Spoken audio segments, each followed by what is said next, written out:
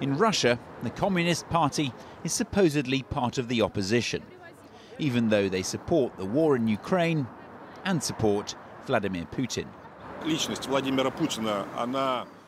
The personality of Vladimir Putin is fundamental. A personality on par with Peter the Great, on a par with not even Napoleon. Putin is bigger. And then a comparison to British rulers. He's on the same level as King Arthur and the Round Table. With opposition like that, no need for the Kremlin to worry.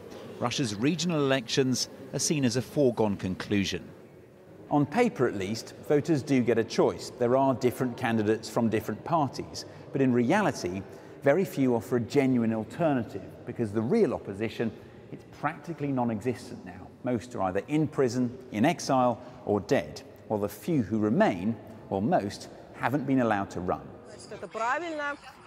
Among them, Maria Chuprina, who tried to stand for Yabloko, Russia's only anti-war party. First, it was this: harassed while out campaigning.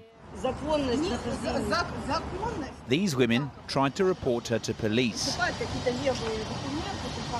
And then she was barred altogether. Authorities claimed some of the signatures of support she'd gathered were invalid because commas and full stops were in the wrong place.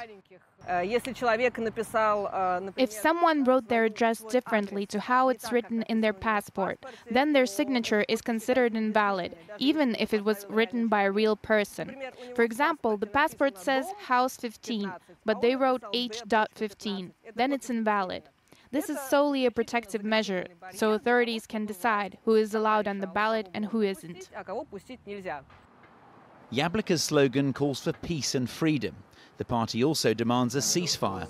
Words like that can land you in prison here. So why take the risk?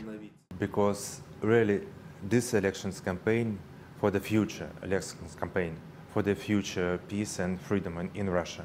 And we would like to have best future for my country. No other way for us.